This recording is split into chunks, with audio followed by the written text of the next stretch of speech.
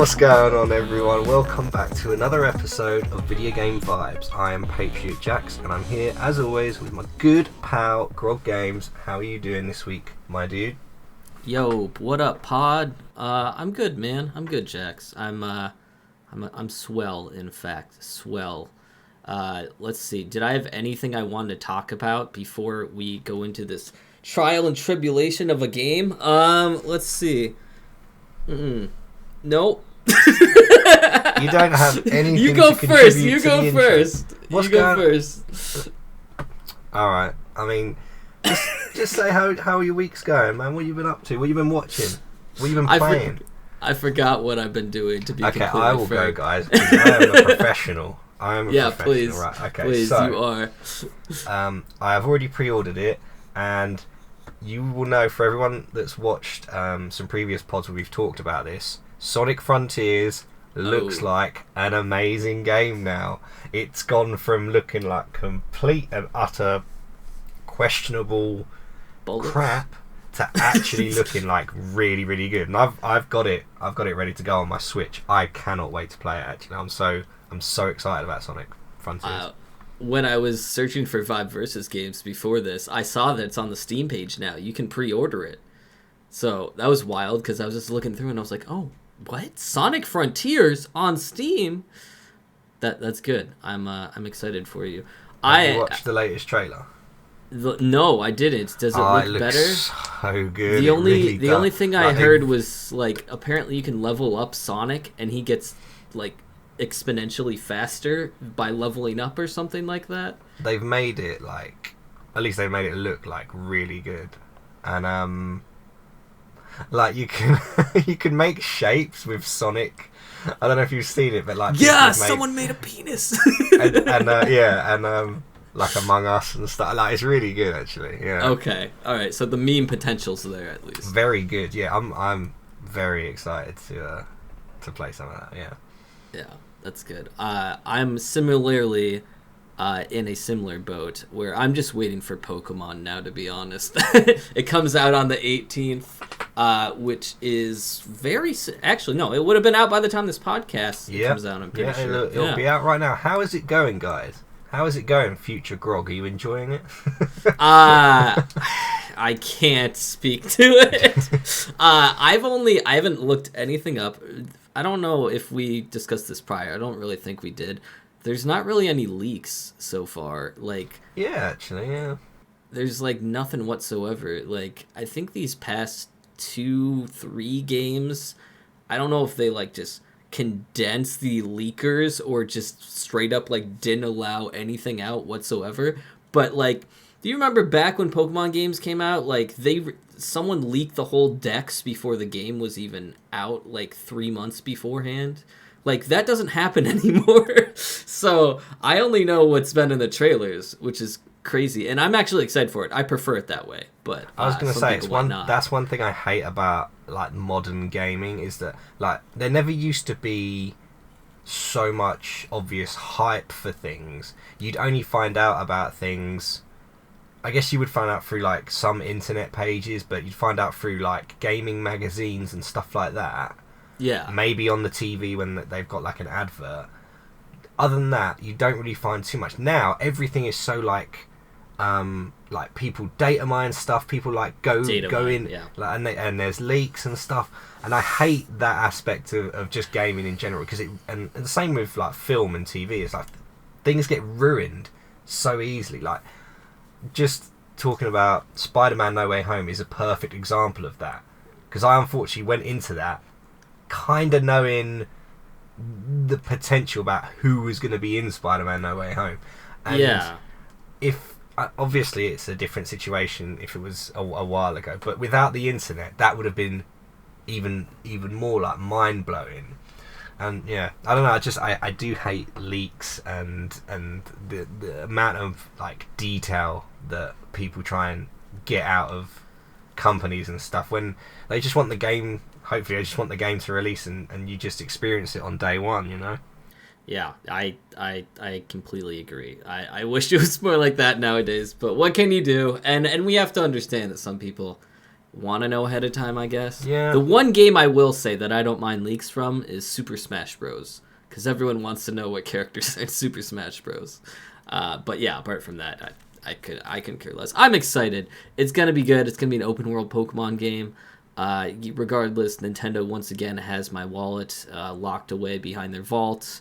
And there's nothing I can do about it. I feel like I was born into Pokemon, and I will probably die in Pokemon. So, I mean, it's a way to go. That's about it. It's a good way to it's go. a good way to go. Yeah, there are worse ways. I've actually been playing. I've been jumping back into Pokemon Sword and Shield lately. You streamed that the other day. I missed it. I was working. Yeah, I never completed the Crown Tundra DLC, so I started catching the legendary birds. And I don't know, like, you're a Pokemon guy. I just had this one question. I just found it weird. It's like, why is there, so that, like, in Kanto, there's 3 of these specific legendary birds. Why is there suddenly 3 versions of those in another region? Does that mean that they're fairly common? Is more than one of... Okay, a better way of asking it is, are legendaries, or not all of the legendary Pokemon, unique? Correct. So this is confirmed in like the anime too of Pokemon. Legendaries are, there's not only one single legendary. There are multiple legendaries. That's like so there's lame. It is pretty lame. I can't. It doesn't really make I can't think of specific examples, but there's been characters in the anime that have been like, "Go freaking Moltres," and then Ash is like, "Oh my god, it's a Moltres," and saying a Moltres. Yeah, exactly. Oh god, that kind of hurts my brain a little. Because, like, don't get me wrong, the Galarian legendary birds, they do kind of look cool. Don't get me wrong. As much as I'm disappointed that Articuno is now a psychic flying type, I'm not a huge fan. Anyway, I don't know. In my mind, if it's a legendary, it's legendary for a reason, because there's like one of them. But I don't know. That's just me. What do I know? I don't play much Pokemon. There we go. It's a whole nother debate that we don't have time for today. No, we don't, because we're once again talking about indie games, as we do, and we're talking about a very popular... Oh, God, my baby's making noise. A very popular indie game, Bendy and the Ink Machine, and with Bendy and the Dark Revival, which will have just dropped probably as the time of release of this pod. So Jax, I sort of want to talk. Can we talk about the Dark Revival trailer first? Yeah, let's talk about that first. Yeah. So if you, sorry, I'm editing this, so I'll take this part out. But that's fine. You go for it. Should we explain like what the game is? Just like 2 sentences of what the game actually is first for people that don't know. Yeah, but keep it brief, because I know you're good at doing that, because I'm very much the guy that just assumes that anyone that's clicked on to watch this probably knows about it. Yeah. But for those that don't and are watching it, believe it or not, for us, they would like that. So yeah, go ahead. So just very briefly, if for some reason you click on this, you have no idea what Bendy and the Ink Machine is. It is an indie game that has a lot of influence from, dare I say, the old Mouse Company and other horror games. Like, frankly, this is going to be interesting for a conversation, Jax, but huge BioShock inspiration, if you didn't know that already. And it's a horror indie game based on sort of like a cartoon company. And you are a previous owner of the company. You had retired, started a family, lovely stuff. This isn't spoilers, by the way. This is the beginning of the game. And your friend who owned the company said, "Hey, I want to show you something. Come back." So you go into the company.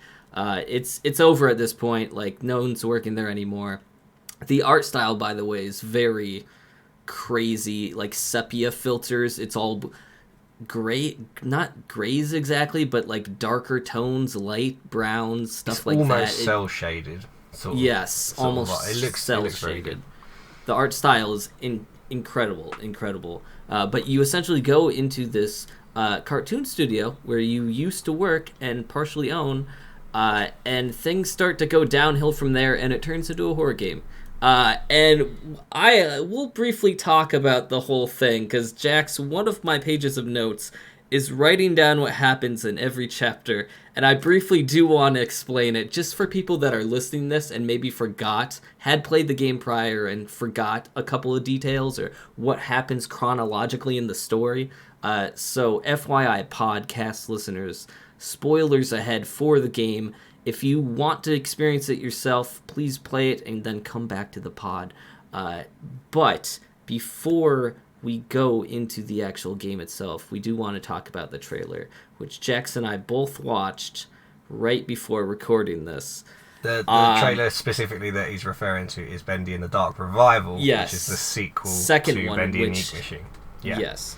Well, hold on. First off, do we even know if it's a sequel? I don't think we do yet. Sort of looked into it a little, and it's not confirmed, but there are sort of implications and theories that it sort of happened sort of 10 or so years after the first one. After the first one. Yeah, so I think it's meant to be sort of like 10 or so years after what the events of Bendy and the Ink Machine, and it follows Audrey. If I have it right, there's a company that bought out Joey Drew Studios, and the main antagonist of Bendy and the Dark Revival seems to be this guy Wilson, who, even though you only get a quick glance at him, he seems like some sort of janitor or something. And it seems he may have been tinkering with the ink machine to help bring back Bendy. And you play it, and something happened to Audrey, and maybe he did that to Audrey, and now she has got to sort things out, if you like. That was my synopsis of Bendy and Dark Revival. Anyway. That was your yeah, okay. That could make sense. Yeah, I was wondering what was going on, because chronologically, I was like, it seems a lot more chaotic than the first one. It seems way darker, like incredibly dark compared to the first Bendy and the Ink Machine. Just from the trailer alone is what we're talking about. Yeah. Like, I mean, we can only speculate on things based on the trailer, but the graphics look like much more improved. The action looks like, the combat looks much better, and I'll get into the combat of the original game because I've got a lot to say on the gameplay side of things. But I think it looks really good. Like, I'm genuinely quite excited to play it. I think you're right before. It definitely has BioShock vibes. It's way more from the trailer. There is straight up like scenes of panning, like the cutscenes. Yeah. Just they straight up copied from BioShock, which I don't think that's a bad thing per se, but at the same time, I never played BioShock. I've only seen, I am the veteran BioShock expert here. So let's just start with Chapter 1, and we'll break it down for you guys in terms of everything. Now, for me, we've sort of touched upon it in Bendy and the Dark Revival, but the thing about this game that I think captured a lot of people, because it was done in chapters, was the art style. And I think the art style was what brought in so many early fans to when they just had the original Chapter 1, which was a free chapter, so many people played it. It's just great, and it's unique when you compare it to a lot of other games that are out right now, or that were out at the time. And then they nail the music that perfectly reflects that old style those Disney cartoons, as well as that sort of sinister undertones throughout, because it is a creepy environment. Like, it's not, but they do it in like a comical way, so it's like it's creepy, but it's not like scary, for me anyway. Yeah, I think they did a very good job in sort of easing into it, at least for the first chapter, for sure. Like, an example, at one point, you're just trying to, like, figure out what's going on, you're collecting stuff, and I think the very first scare is one of the Bendy cutouts, which you've been seeing in the hallways, pokes out from the corner, and then, like, goes back on the other side, so you can't see what through this cutout, like, just, like, held the cutout and, like, extended it around the corner and then jerked it back. And then you just turn the corner, and of course nothing is there.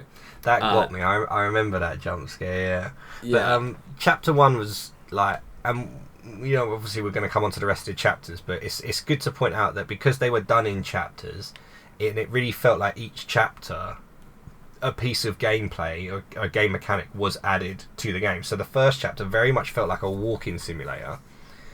You didn't really have any actions as such. You were collecting things. I also think it's good to point out that when chapter 5 released, the devs also remastered the first 4 chapters, adding in new things. So the original chapter 1 that was free when it first came out was different to the one that they released when they released chapter 5 and the full game, if you like. Oh, I didn't know that.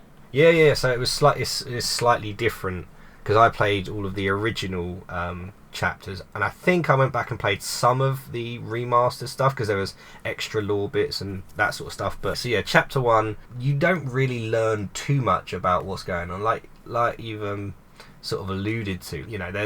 You play as Henry, and you'll go into this studio that you used to know, used to work at, and I didn't realise exactly that he part owned it at the time or whatever. But anyway, so yeah, he's going in there, and obviously it's looking inky and different, but not a lot for me happens in this chapter. It's very walking sim, just sort of easing you into it. You collect a few things, you listen to a few tape recordings of different employees. I think it's mostly just, I think Joey has a couple of them in the beginning. Like, you don't get a wide... Throughout the whole game, there's, like, characters who used to work there, but there's not, unless they added in the remaster, but in the originals, there wasn't, like, a ton of characters. There's probably, like, a handful of them or something like that. I do feel like it's classic sort of indie horror games attempts at not giving you the full story and the full picture, and rather leaving you clues to theorize. And it does that like through the fans. Like if you have that fandom, they can try and piece together stuff for you, which is really good. And they do it through like tape recordings and posters and Easter eggs and secrets, hidden writings on the wall, and you get that thing in chapter 5, and then you can have that item when you replay the game, and there's secret writing on all the walls and all that sort of stuff. I watched one video, but Matt Pat made like 5 videos on Bendy and the Ink Machine for all the secrets. So that's a very good point, that there is a lot on the community in regards to finding out what actually went on. But yeah, that was essentially it for chapter 1. At the end, you see Bendy, and then he makes you fall down. Yeah. And then do we see Sammy at the end of chapter 1? I don't think so. I think you go into the I'm trying to remember. You end up having like vision when you step on like some pentagram looking thing, if I remember rightly. But that's basically it. You see Bendy for the first time, and that's sort of something I'll probably come on to a bit more. But like, I don't know if it's just me. I kind of found Henry's character, I think the voice acting was good, but his lines in everything I felt was kind of robotic and kind of boring. Like there was a lot that was going on, and sometimes he would react to stuff and say something, and then other times there wouldn't be anything. I don't know, just kind of I didn't really not even relate to Henry, but like I didn't really feel anything for the protagonist, And I don't know if that's purposeful or not. I feel like it sort of was at some point. Like I said, I'm probably gonna bring up BioShock a lot, but in BioShock 1, your character doesn't really talk. They don't really have a personality. They are heavily part of the story. I don't want to ruin it for Jax, but they're very similar to Henry in Bendy and the Ink Machine, where they'll in the first one there's no voice lines from him, but he just reacts to stuff that's going on and doesn't necessarily, I guess, seem like a real person. Yeah. So I don't know if that was intentional or not. For leaving up the story to interpretation, I feel like it was intentional more so than not. okay, what is the intention? Like, what benefit? But obviously, before we get on to chapter 2, what benefit does that provide it when Henry is like a focal character who's meant to be interacting with people like Alice Angel or Allison and Tom and I think everyone else. The point is that your character is not the pinnacle of the world that you're in. It's more so gives you it's trying to focus on the actual world itself and not on your first person character. That's why, like, for one, the game is in first person. You never see Henry's body or head or anything like that. You're always looking through the eyes of Henry, looking at everything around you. And because Henry barely reacts to anything, it's more so trying to be a avatar for you in the game, reacting to everything. At least that's my interpretation of it. And I think that would make sense. Okay, no? I guess so. You can disagree with me. What do you think? Well, I think it's a fair point. I guess that doesn't really resonate with me very well. If it's meant to project yourself because it's first person, and that's why he doesn't talk much because it's meant to be. I don't know. Like I just like I think that's the. That works more in a game like, I'm trying to think of a good example, like Fallout, where I'm forgetting the fact you can also play it in third person, but like where you customize your character and stuff? Where the character is a reflection of you, you know? I guess so. I guess that's true. But yeah, I don't know. Maybe I'm being pedantic on that point, but I guess I just don't really I don't really feel anything for Henry.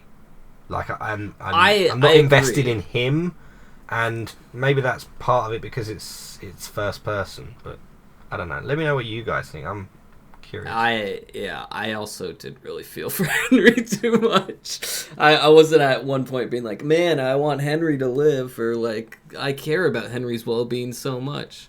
I agree with you on that point. Shall we continue with chapter 2? Yes. Sorry about that weird. We're tangent. vibing. Anyway, yeah. Hey, this chapter podcast 2, is for vibing, okay? We won't necessarily always be structured. That's just going to happen. Vibing? We're vibing. We're vibing. But we're not vibing out. No, we're not. Vibing out is separate. That's different. That's a slightly different type of show. Anyway, yeah, chapter 2. I remember specifically playing chapter 2, and I really enjoyed chapter 2. It was definitely like a marked improvement on chapter 1. The puzzles, it actually had like specific puzzles, and it introduced combat. And whilst the combat was very minimal, I was going to say lame, personally. Like, when you're hitting them with the pipe, right? It's purely based on position and timing, and that's it. And there's no fluidity to it. It's just one motion, and I can forgive that in like the second chapter because again, the game is still being developed. Is making it better in each chapter and stuff like that. When you get to like chapter 3, I think should have built on the combat a bit more. And as I say, we'll come on to chapter 3. But I just feel like the combat, like in chapter 2, all right, fair enough. It's like a one-hit thing, and you're fighting. I forget what they're called. Those ink guys. There's a name for them. Watchers, searchers, or something. Searchers. It might be searchers. Anyway, so yeah, you just bop them. You bop them, and then they go away, and that's the whole combat. Yeah, but I like the music puzzle, and Sammy as a character I thought was really good.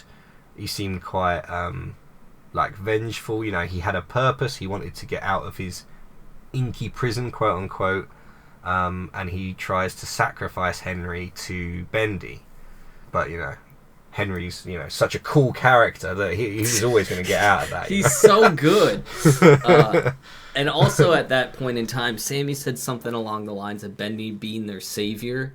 And it gets into a culty aspect of the game where you're thinking like, oh, okay, it's not like just these monsters roaming around. There's some kind of other philosophical thing going on with these entities or people, or Henry at this point does not know, here in the company. So what you do know at that point in time is Sammy, who's trying to sacrifice you at the end of that chapter, doesn't really seem like exactly a monster like the ink blobs. Like, that's an actual person. I don't think Henry recognizes him at that point. Is that right, Jack? Henry recognizes Sammy. Who? No, why should he?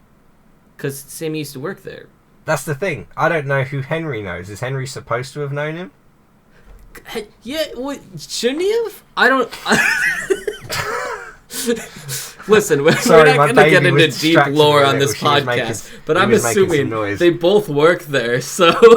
So, yeah, Henry used to work there, but you don't know specifically... Well, I don't, or I can't remember, or I haven't looked up the theory videos as to how long from him working there to him going back there were there new employees and stuff like that. Did Sammy say he recognised it? Oh, he did, didn't he? Yeah. Sammy did say that. So yeah, so maybe they did. But how would Henry recognise Sammy? Right, really? Exactly. Yeah, he wouldn't have. But also, because Henry's such he barely says anything character, why would we know that if he did? Do you know what I mean? Yeah. That just kind of builds on my point about Henry, is that he's not going, Sammy, is that you? Or something, I don't know. Sammy? What happened to you? Or something, like, do you know what I mean? Like, there's not that interaction and stuff. But again, you know, chapter 2 I really enjoyed. And like you say, yeah, we get our introduction to Boris. At the end, who is the Goofy. Oh, what's the old Goofy? Yeah. He's the Goofy. He's Goofy. Yeah. Yeah. Can I bring something up? At the start of chapter 3, you were in a safe room with Boris. And it looks like you've been playing, like, I forgot if it was chess or checkers. Anyway, there's some board game. Or no, they were playing cards or something. And on the table, there's, like, a giant, like, tally of, like, who's won what games. Yeah. So at that point in time, it makes it seem like they've been there for, like, a couple of days or something. Which is a little weird. Because it's like, why... What were they doing exactly in the safe room? Like, why does the game start in the safe room in chapter 3? Do you think that was just to give it a flavor of, like, oh, we have to show that Boris is friendly? I guess it was earning his trust or something. So Henry was making him soup and stuff, and that's how he then gives Henry the switch so he can open a door and they can move on. Yeah, but it seems like they were just there. Maybe it was... I don't think it's too out there, to be fair. No, it's not too out there? Okay, I thought that was just a weird point. They could have only been there for like a few hours, to be fair. You don't know. That's true. But it did feel like they'd been there like at least a day. Yeah, something like that. Yeah, they probably had been there at least a day. But chapter 3, this is the one that one that I've been excited to talk about, eh? Yeah. It is, for me... Do you mind if I go? Can I go? No, please. It is quite easily the worst chapter in the game. Like, it's worse than the first chapter, which was a walking sim. Like... It's an actual walking sim. Yeah, it's just... So, again, bear in mind, each chapter was updated each time to go along with the release of chapter 5. And I only played the original releases of those chapters, not the updated ones. But chapter 3 was like, it was just fetch quest after fetch quest after fetch quest. You know, Alice Angel literally calls us her errand boy, and that was literally the whole chapter. It actually happened. It was so infuriating, right? And alright, like, you can forgive 1 or 2. But, like, even at the start, you had to collect, like, you have to hit 3 different switches and do 3 different things to open the doors. It's like, it's fetch quests before you even get to the bit where you do loads of fetch quests. I couldn't understand quite why there was so much of that. Like, there was more combat, like, there was different enemies. Okay, that's better. Like, you have to tailor your one-hit gent pipe attack to fit a different type of enemy. Okay, great. But I guess the idea with Chapter 3, what I guess the devs were trying to do, it was sort of like, I guess Granny's a good example of it, because you would hide in the lockers, you would hide from Bendy in certain occasions. So you would hide from Bendy when he starts coming. But it was just too slow. It was too slow, too monotonous, and all you were doing was collecting things for Alice without any real sort of reason. Like, all right, you were going to say you were saving Boris. Okay, it would just felt very empty. Like, it really did. Yeah. At that point in time, honestly, I was like, well, are we in like an MMO or something? Like, why are we doing these fetch quests? Because, like, essentially you have to collect 5 things and then you do the same exact thing. And it's like, okay, great. Now I'm in a different area, but not in a different area at the same time. There was no sense of progression, really, as we went along. I think it's the best way to do it. And I think it's a real shame, because they introduced one of the best antagonists, like one of the best characters in the game, which is Alice Angel. She is a great character. She has great motives. She looks fantastic, just as like a type of villain. Like, she looks great. And the little jump scare and stuff she has, and her voice acting, again, the voice acting in the game is very great. good. Like, yeah, it's really, really good. I just think they just really missed a trick with this Chapter 3. They could have done, I feel like they could have done a lot more, you know? Yeah. One thing, so when I was preparing for this podcast episode, I basically went back and rewatched Markiplier's playthrough of Bendy and the Ink Machine, and that's how I reminded myself of what the game was, and put down notes and stuff. And one thing I wanted... What? I don't know why I shuddered for no reason when I heard Markiplier. One thing that I want to bring up was, like, apparently at one point in Chapter 3 you get to pick between a devil or an angel path. Yeah, that's right, yeah. Is that an actual choice matters in the game, or is it not? They both end up eventually at the same place. I'm trying to remember. I can't remember what the reason, but it's minimal, right? It's like I think it's lore based. Yeah, I think it's lore based, but they lean heavily into the lore that sort of that you don't necessarily need to understand or get into to play the game. But again, it's good for like die-hard fans to go and explore and do theory videos on and stuff like that. But so, sorry, Karen. Yeah. Just briefly off topic. You're saying that's a positive thing for how they put the lore into the game. Like in other games, like for Hollow Knight and Dark Souls and stuff like that, there's plenty of lore to go about, but you essentially have to be looking for it. Do you think that that's a good thing that they did in Bendy and the Ink Machine then? And how they put it in? And by the way, voice tapes, which is straight out of BioShock. Once again, BioShock counter. Okay. Is that number 3? I don't know. I don't feel like that's a thing that BioShock owns, like tape recordings. Like, what's another game that you can think of? That I can think of that does tape recordings. Oh my god, there's got to be 100, and I just can't think of any right now.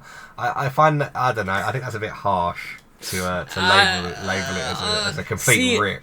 I think it wouldn't be harsh if they didn't use as many things from BioShock, but they've taken multiple things from BioShock, and that being one of them. Like, all of it combined, it seems rip-offy, but I mean, if that was the only thing, then sure, why not? But anyway, back to the lore part.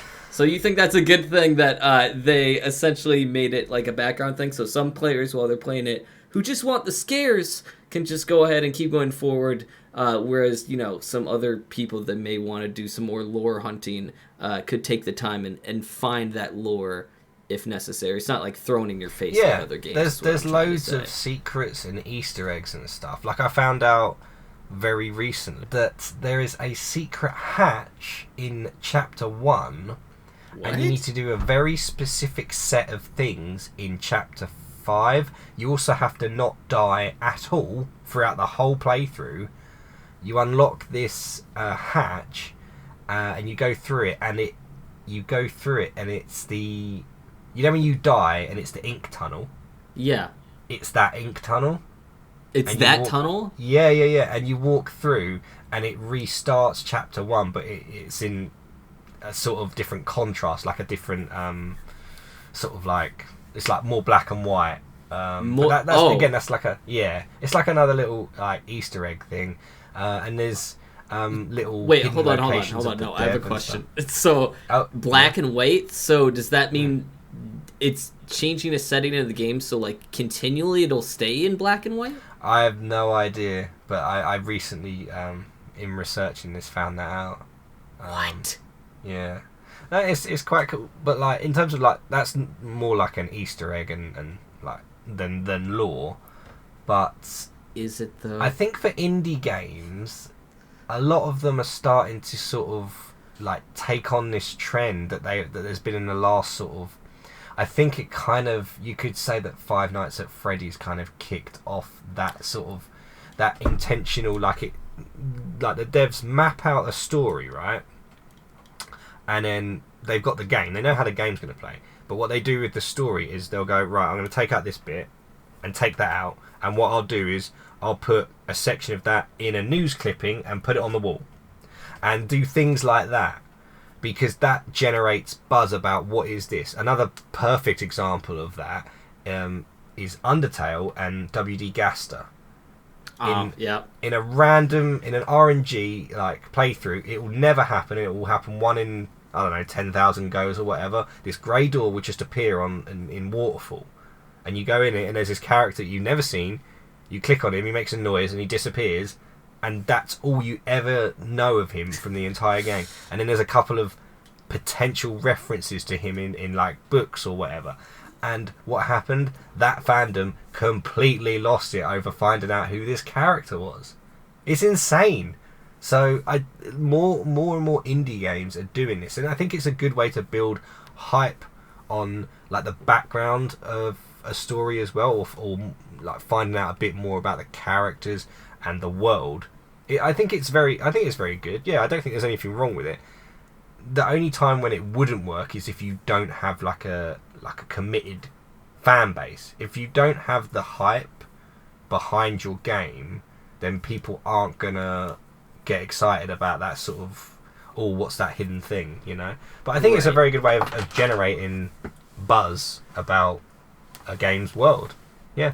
And I think it played to their benefit too by doing chapters one at a time, because the lore was introduced very slowly. It got people interested. Apart from, the tremendous success of the first one, with people just being like, oh, this is a crazy idea. The way that it was like, chapter 1, here's the lore. Chapter 2, here's the lore.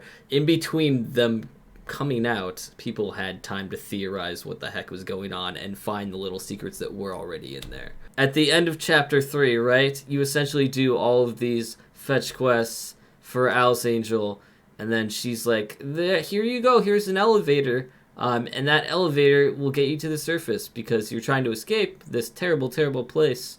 And then, essentially, on your way up, as the elevator rises, Alice Angel does something, stops the elevator, and you come crashing all the way down. So all of your fetch quests were for naught. For nothing, and she takes off Boris anyway. Can I just... I've got to make a point about the fetch quest thing again, because... Yes. It must have been a point of contention at the time, because when I watched back a Let's Play, I wasn't gonna, for some reason I didn't watch back my Let's Play. I watched back a no commentary one because I was like, I don't want a guy in the corner talking, distracting you from all this lore observation. This is it. But they literally, right? I think it was in chapter 5. They literally alluded to the joke about the amount of fetch quests in the game, because so it's that bit, and obviously we'll come on to it again,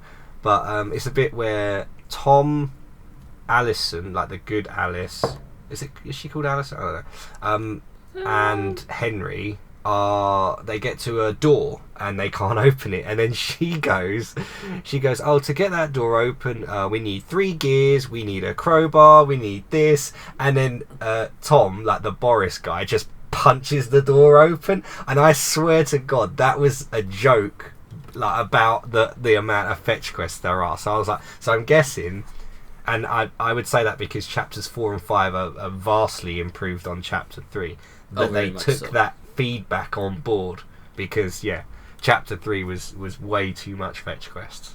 I think personally in chapter 3 what they were trying to do was just expand the lore of the world a little bit, and also make the chapter longer, because the previous 2 chapters, correct me if I'm wrong, were way shorter than chapter 3. You're absolutely right. Actually, it could have been a thing where they wanted more game length, and they just happened to do that with the fetch quests. To be fair, they could have taken 2 fetch quests out. It would have very much improved that chapter. Oh, for because sure. I don't feel like, I think there was 4 different things you had to collect from her, or 3 or 4 different things, and it was just too much. It really was. Chapter 4 was so much better for me. That was my favourite chapter of the. Really, over the last one? Yeah. I loved chapter 4. I was so impressed. Like, I loved the amusement park sort of aesthetic. I thought that was so cool. The boss battle with, I think his name was Bertrand Piedmont. I wrote it down. Bertrand Piedmont, who was the architect of the whole company or the under the company, wherever they were. It was a little misleading. I wasn't entirely sure. But like that boss battle where you're essentially fighting a freaking whirligig. Whirligig, yeah. You know what I mean? Like, I just thought that was so cool, and like that's not something you would expect at all. And I thought it was done really well. And it was the first boss battle of the whole game. Yeah. Yeah. There was all the other combat was just like one-off, like bopping. This at least had some kind of mechanic to it. I think. I mean, you were still bopping, but like, it's still bopping, but like you did it with a purpose of having to break each one. Like it wasn't just you were just bopping his head, like with, you know, like whack-a-mole, where you have to purposely whack the moles at certain times. Again, though, I was surprised that the combat at this point still hadn't gotten any better. Now, don't get me wrong, there are hidden, again, more Easter eggs where you can get different types of weapons. Like, I think in Chapter 3 there was a way of you getting the Tommy gun, maybe? I feel like that was a thing. Yeah. There's a Tommy gun? I think so. And I think in Chapter 5 there's a way of getting a scythe, but I think it hits the same, like it's a one-hit sort of thing, the same as the gent pipe.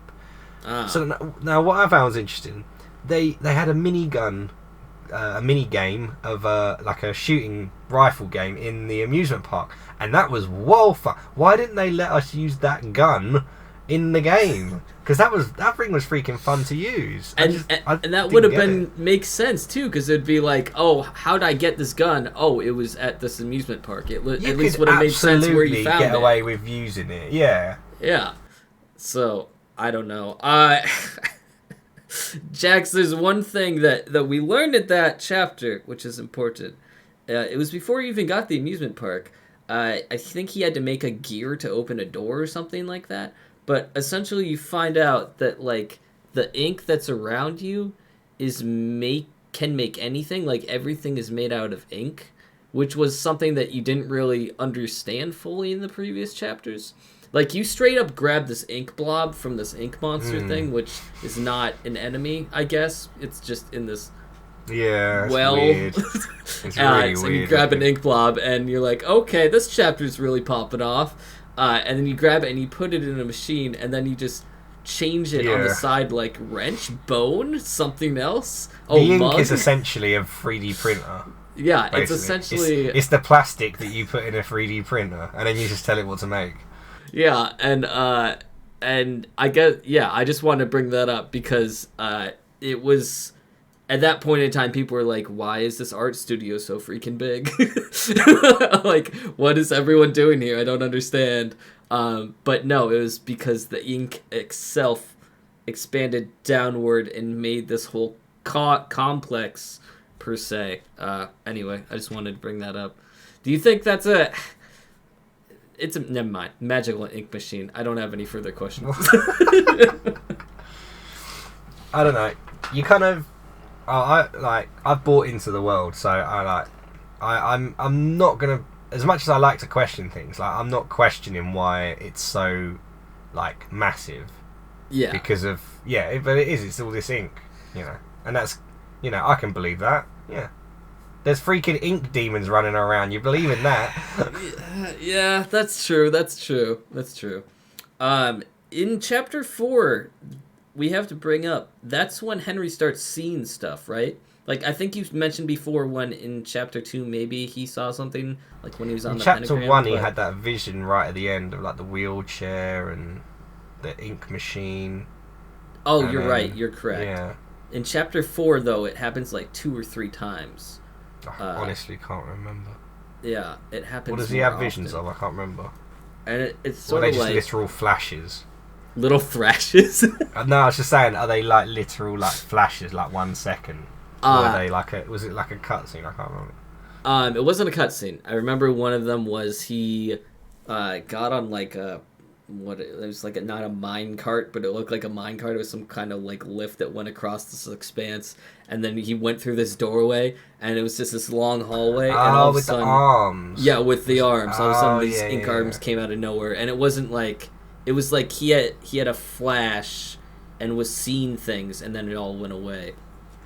I think that kind of, and again, I'm not sure exactly. I don't know if any of it's confirmed, but like, there's a strong theory that because of how the game ended, and we'll come on to that in chapter 5, that that this is essentially a cartoon. Like the whole of Bendy and the Ink Machine is a cartoon in itself. That that Henry is trapped in a way. Oh. And maybe that's sort of that. Those flashes are like, I don't know, like. Yeah, well, glitches of that or something like that. But anyway, we'll come on to that in chapter 5. Yeah, we'll come on to that in a little bit, because I also have other stuff to talk about Endgame. Is there anything else in chapter 4 you want to move on to? But that was definitely my favourite chapter, for sure.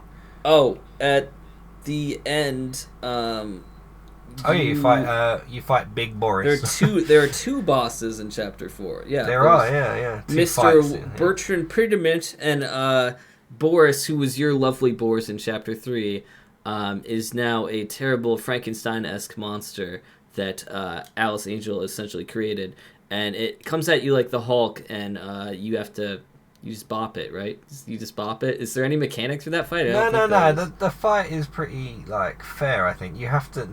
I'm trying to remember. You have to do something specific with. You have to collect something from around the room, and you have to like stun him as well. No, it's a good boss battle.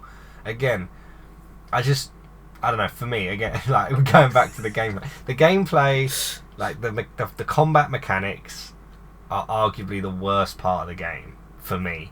Yeah. Like you can say like the art style, the story, like the narrative, the voice acting, the music, all of that is freaking top notch. Like it's great. It's great, and for any game, it's freaking brilliant. The gameplay though is just that combat. Ugh. Not great.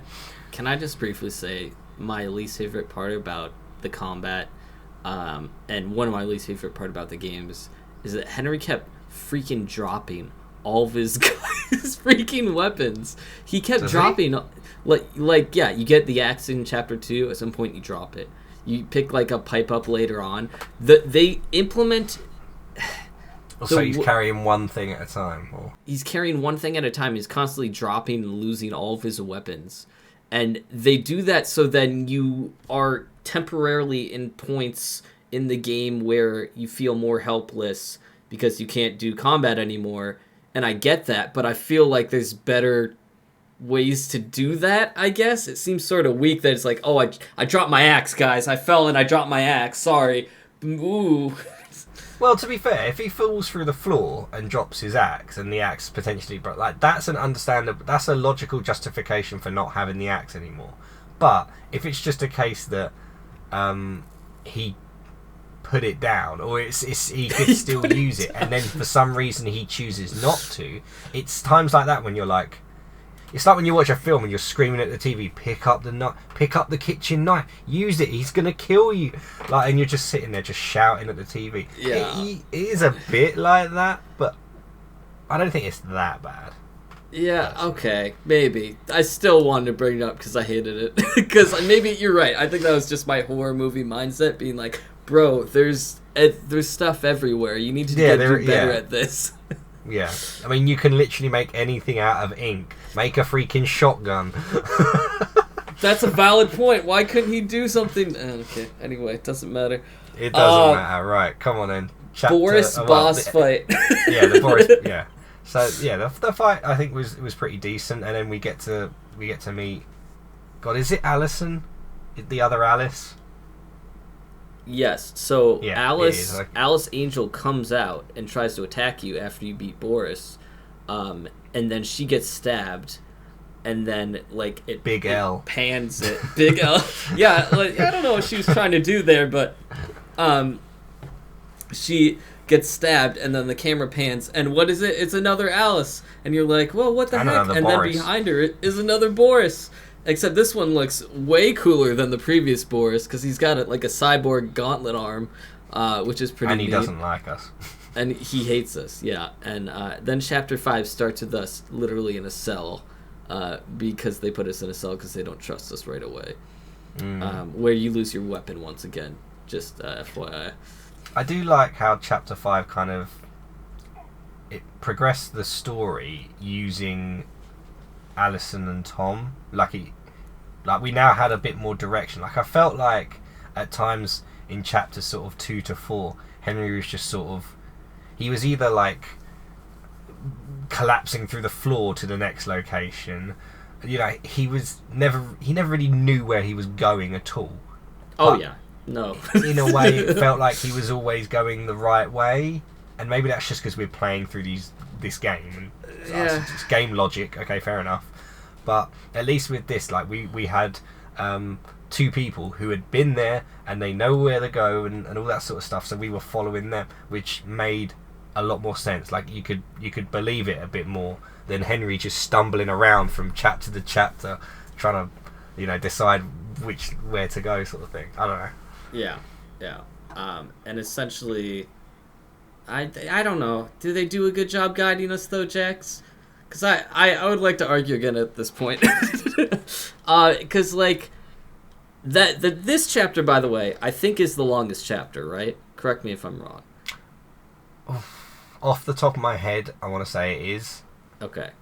So felt shorter than chapter 3 though. In this chapter, it starts off, you're in the cell, okay? They ditch you automatically because Bendy the demon's coming. You have to break out yourself. You come back, and then they find you in the hallway, and you're like, oh, be quiet, Bendy's over there. And then like you go with them for a little bit, and then you leave them again because I think you fall through the floor, and then you're by yourself again. Okay. And then you meet up with them at the end of the chapter. And maybe I'm only thinking about the end bit, to be fair. If he fell through the floor again, oh my god. Okay. Forget everything I just said. That's completely false. And then at the end of the chapter, when you finally see Alice again, you're like, oh my god, hey, it's the good Alice, thank you. Oh my gosh, I'm not alone anymore. She's like, oh, I can't go into the ink machine, sorry. You're gonna have to do this one alone. So I mean, they got us to the ink machine. I guess she did do what she wanted. Yeah, okay. But it was sort of luck, too. At one point, we're sailing on a boat in an ink river after falling through the floor. So, I don't know. I guess she did what she said she would. But still, I would like to argue that they could have helped us a little bit more. Just going to say, I don't have too many thoughts on Chapter 5. Like, there was like the bit in, was it the administration section of the game? Where you had to kind of avoid those guys walking around. Three little short boys. Yeah. There was the fight with Sammy, who became a searcher, I think. That was kind of cool, but again, it was... I won't go into the combat. We've sort of done it to death now. Well, that part was weird too, though, because it's like all of a sudden it opened up and you were in like a city, quote unquote, because it wasn't Kinda, really yeah. a city. It was like a really rundown like town center area ish. And then Sammy comes out of nowhere. He's like, "You son of a," and then like attacks you pretty much for no reason. And at this point in time, like you're almost like, "I forgot about you. Where have you been the whole entire game? Also, why?" And then you just have a fight with him in the middle of the town, and you There whop is a him reason few times. behind it. I just haven't gone that in depth Lore-wise? again to the lore to understand why. And those are some of the fallbacks on taking out like not showing a bit more of the information as to why. That's all Or like I someone want. goes, That's all. yeah, or like Henry goes, "Hey, did you know that Sammy or whatever? He like da da da," and then she could have gone, "Oh yeah, he was guarding these people in this town or something, and when he got released, he attacked or something." I don't know. But yeah, Henry that had was no questions the whole entire game. preaching to the choir over here, mate. You're absolutely right. He could have been like, "Yo, there's some weirdo that attacked me earlier."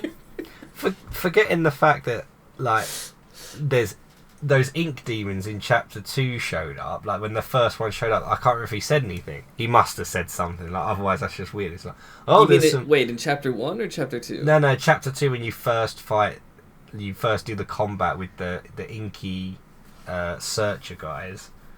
Oh, the projectionist. Like, oh, I forgot about him. But no, that when you literally grab the weapon for the first time and use it in chapter 2, did Henry react or say anything in that moment? He didn't. I swear to God, he didn't.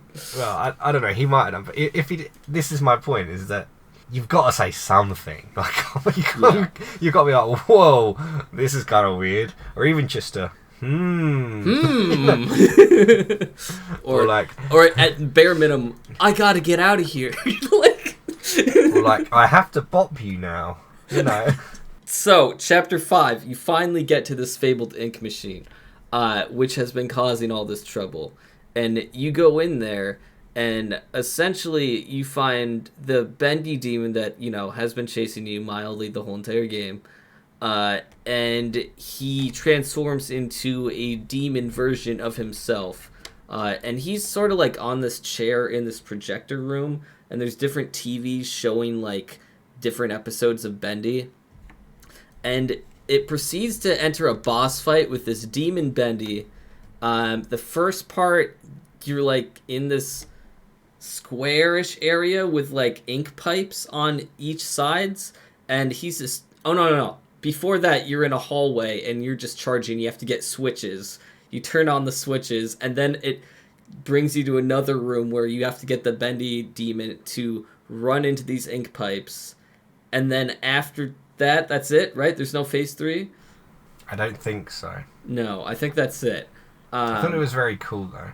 It was a very good cool. Final boss.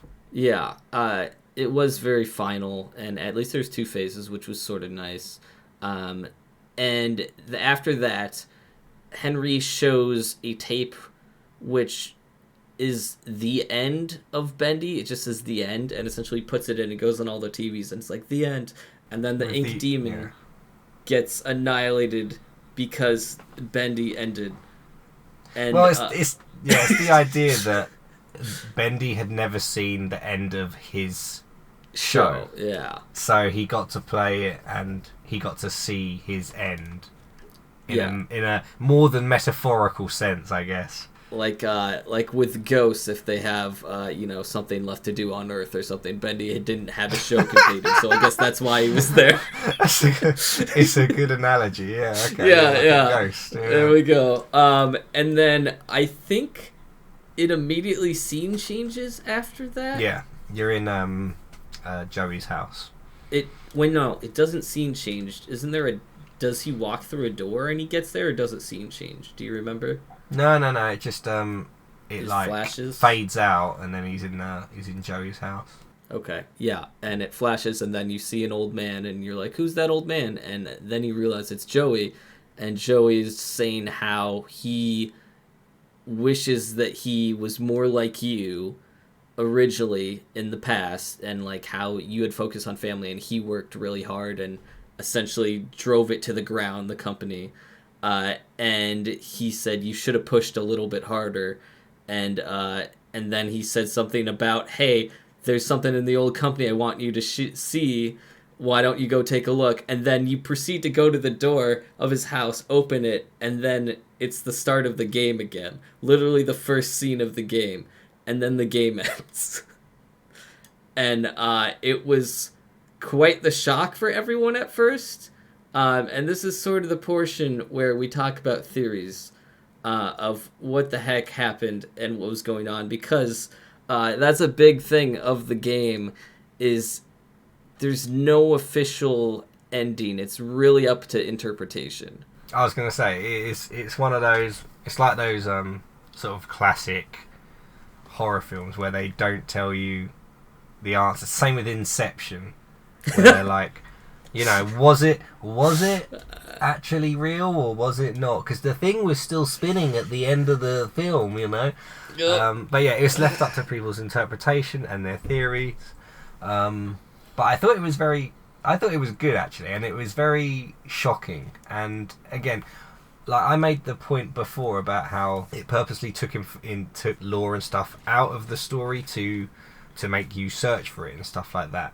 And for an ending like that, it again feeds into that idea. So people wanna find out and interpret it and theorize themselves. So in that instance, doing things that way is very, very cool, especially if you've got an ending that isn't, this is exactly what happened, you know? Because there's plenty of people that want to know exactly how it happened, and to do that they have to do a bit more than just play the game. They have to really go and look for stuff and like I say, interpret things maybe in a certain way to get the conclusion that people are satisfied with. There's a lot of different endings that could possibly take place. Like I said before, Jax, I watched a couple of game theory videos, you know, good old Matt Pat.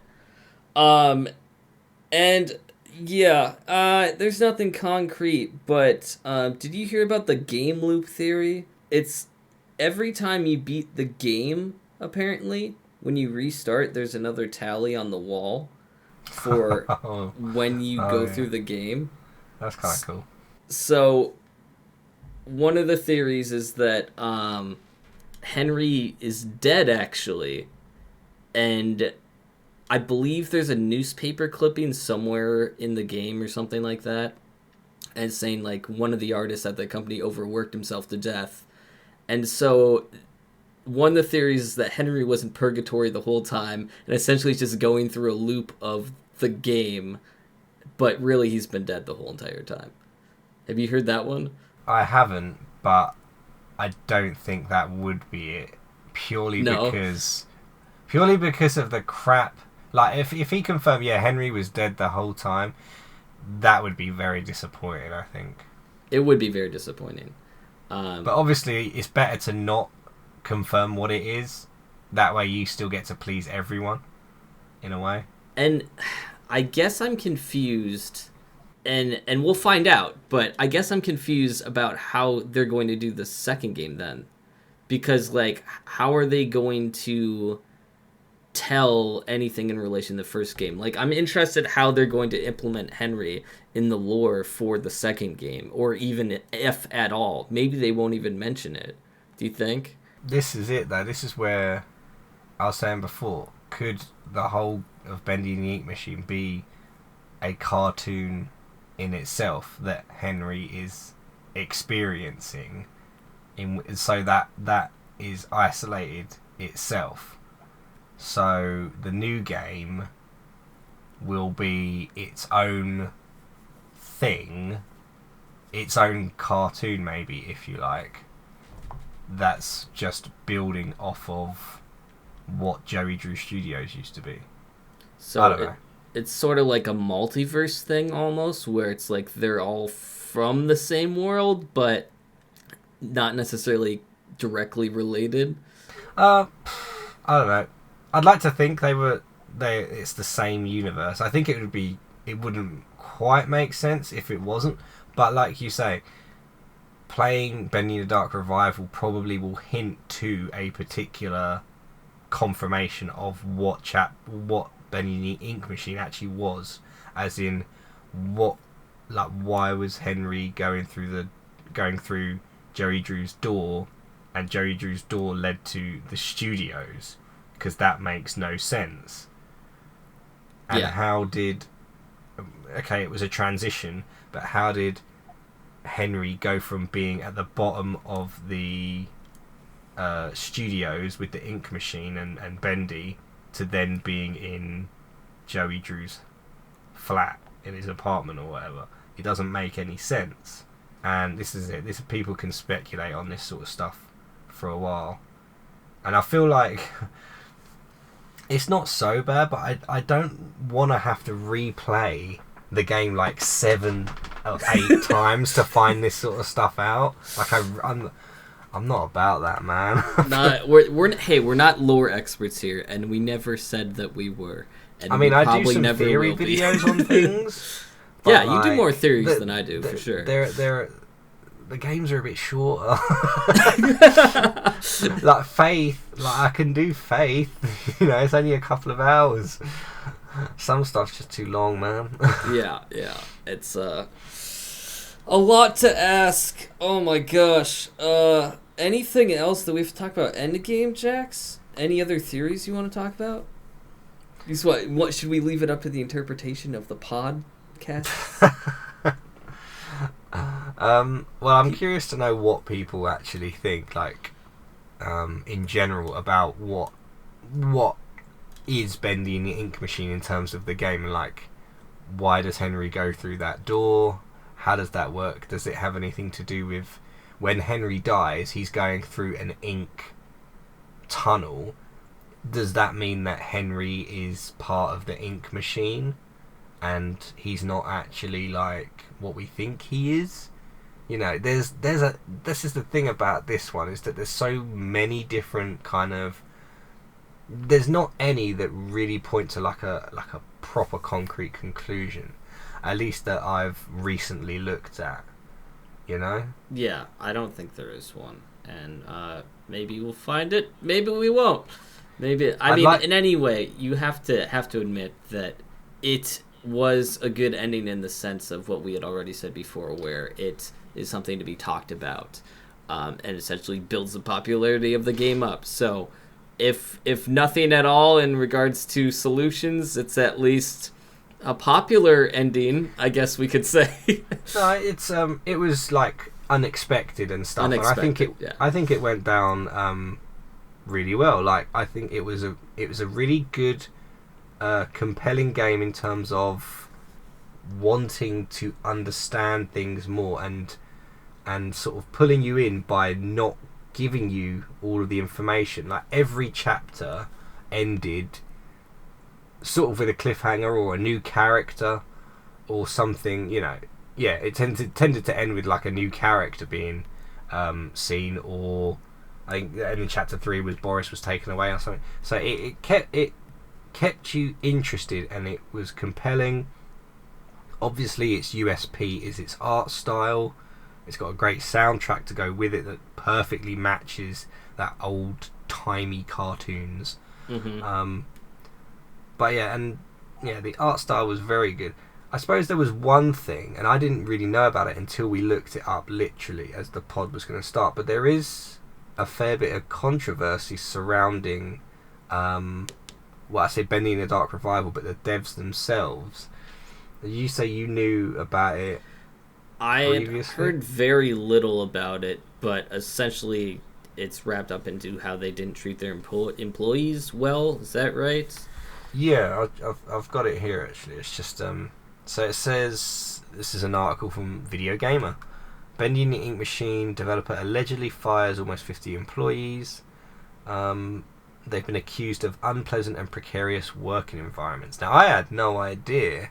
I had never heard about any of this, so this kind of took me by surprise, because I know that the original developer, he was called the Meatly, but I guess the company's now called Kindly Beast, as like that's the whole company. I didn't even know the company was that big either. No, I didn't. People. I thought it was still like just a few people. Like I didn't realise there was that many staff working on it. But fair play. People had said work was discarded at the discretion of the board and sometimes openly insulted by the CEO, Mike Mood.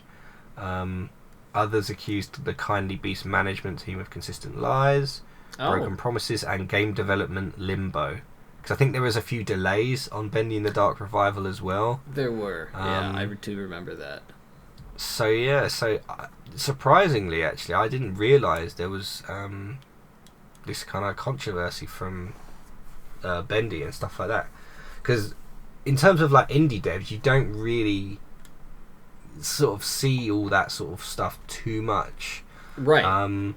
The only other time I've heard of it really was about Poppy Playtime. Oh. Now I never played Poppy Playtime, but I see their freaking plushies everywhere, man. That game. Oh, really? I probably should have played it because apparently the kids love it.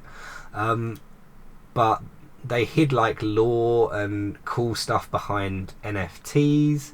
Yeah, that's what I was going to bring up. There was a lot of a few other things, I think, but I think mainly it was that sort of riled the gaming industry up.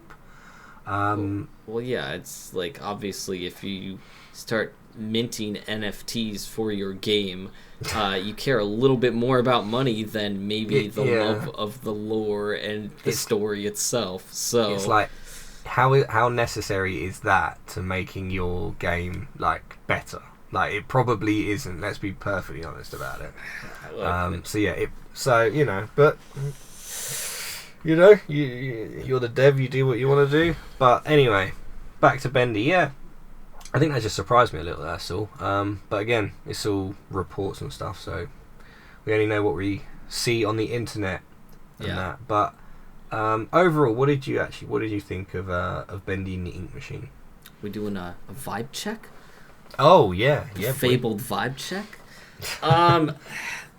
I'm gonna be honest with you. I don't know if it completely passes the vibe for me. No way! Look at his face. Look at his face. First time. Yeah. I don't know how much I cut out of this episode because I'm editing, but I did not mean to hate on this game. I think it's a good game. I just don't know if it passes the vibe for me personally. For one, there's a lot of BioShock stuff that they just, ripped off, frankly, straight up. You want to see my list again quick? First person horror, voice recorders, eating food automatically. They straight up ripped off some scenes, like there's a hospital scene in BioShock where like the guy is a surgeon and stuff. They basically copied that when Alice was behind the glass when you see her the first time. Voices and cadence of them talking. Weapon in plain view. It's just like, I love BioShock very much, but if I were making a game, I would not rip off that many things straight from the source. Are you sure? Because I'm positive. I have not played BioShock, so I don't know. But some of those really just sound like generic things. So like someone like jump scaring behind a glass window. That is not something. That is something that has been done many times, probably before BioShock came out. I know it has, but you gotta trust me. The scene aesthetics and the way that they're doing it, okay, it's so similar. It is. I will look it up right after this. And that alone is not the reason why. As you said before, gameplay itself, and I don't know. I think what I'm gonna do is anytime that a video game fails the vibe check for me personally, I'm going to make sure that I give it fair play. I'm going to probably buy the remastered version of this game and go through it again myself, just to make sure that my not hate, but my dislike is justified. But for me, I'm going to say now in this point in time that it did not pass the vibe check, but I am looking forward to seeing what comes of the second game. It is interesting you say that, right? Because whilst I'm a fan of this game in a few different ways, again, I love the art style, I love the soundtrack, the story is compelling. It keeps you going, and the characters are good. Aside from Henry, I think the characters are decent. The majority of the characters. You're right. I don't think it quite passes the vibe. Like for you, no way. I feel like there's just too many things about it that I think could very easily have been made better. Yeah. Could have been, like it's and difficult. I know, because it's an indie dev, and again they did do it in chapters and stuff like that. But I don't. But here's the thing, though. I can't get past chapter 3, man. That really frustrated me. I really like chapter 4. I like chapter 2. I like chapter 5. Chapter 1 was a walking sim. I just, I'm finding it very hard to like. Would I recommend this game to someone who already plays indie horror games? Yes, I would. Because, for me anyway, a large part of indie horror games is the narrative and the hidden lore and all that sort of stuff, so you can get stuck into all that sort of side of things. But the gameplay, it lets it down quite substantially. Yeah, and I agree. Whilst the art style is so good, it almost feels like it focused on the art style at the expense of the gameplay, rather than nailing the art style, which it did, and propping up the gameplay as the chapters went on. So it felt like it already had that high level of art style and stuff that was really good, and it had to improve on the gameplay, and it just didn't enough, especially with the combat. If you're going to introduce combat, introduce it a bit better. There were a few things, let me just check, there were a few things that I wanted to talk about with this. Last minute thoughts. Yeah, if you like. Yeah, final thoughts is what I labelled it as. The final vibe. So yeah, I think the game leaned heavily on the art style, which originally captured the eye of the fans, and it did that, and it created such a big fan base right from chapter 1, which was amazing. Oh my god, I literally I wrote down what I already said. It did it at the expense of the gameplay. So what I would say is that it basically could have benefited from things like additional combat sequences, and like, even if it's just, you've got that, but you've got like a block. You definitely couldn't block, could you? Could you block? No. Maybe there was a block in it. Maybe I'm selling it short. Maybe. But, like, there could at least been like 2 hits, and like maybe like a jump backwards, or some additional sort of thing. Or just a different weapon. Quick time events. I think quick time events would have suited this game spectacularly. I think quick time events. I think they're crapped on a lot in different games. Quick time events. I think for Bendy, it would have worked really well, because there's a lot of times where guys falling through the floor and stuff like that. And alright, whilst he's in first person, we don't see Henry. I still think there could have been combat quick time events that could have broken things up, and obviously less fetch quests. So yeah, I think the gameplay is arguably the biggest part of a game, is the mechanics and stuff. And whilst a story can be so good, and you know me, I love my narratives, I love my stories, but if the gameplay just isn't quite up to it, it can't pass the vibe for me. I don't think it can. I think that's fair. Which surprises me as well, because I enjoyed the game, but no, I'm surprised too, because like I thought, for myself, I knew what was gonna happen, but I didn't think that you'd agree with me. So that's good. I wonder if I just completed it like first time round, and then we did this, I probably said it would have, because I'd have had that fresher experience of it. I guess, but looking back on it, it's just I can't get over that gameplay, guys. Well, that's like blinders though for like a new shiny recency game. Bias that would have been anyway. Recency bias, yeah. So there we go. There's our first game that did not pass the vibe, guys. Please let us know if you agree with us in regards to what your thoughts were. Please. Yeah, please don't hate on us. We're not lore masters. Hate the game. Like I like the game. I enjoyed the game. The game was an experience. There's just a few flaws that we found quite difficult to get past in talking about it. Yeah. Lastly is our lovely segment. Got to talk about it again, guys. Good old Vibe Versus. Quickly, Vibe Versus. Jax and I couldn't really decide what to play this week, and we did something out of the box. We played a mini game on Roblox, which, out of the Roblox, the child Lego game, and we played it was basically Call of Duty. Basically Call of Duty. Yeah, what was it? Phantom Forces.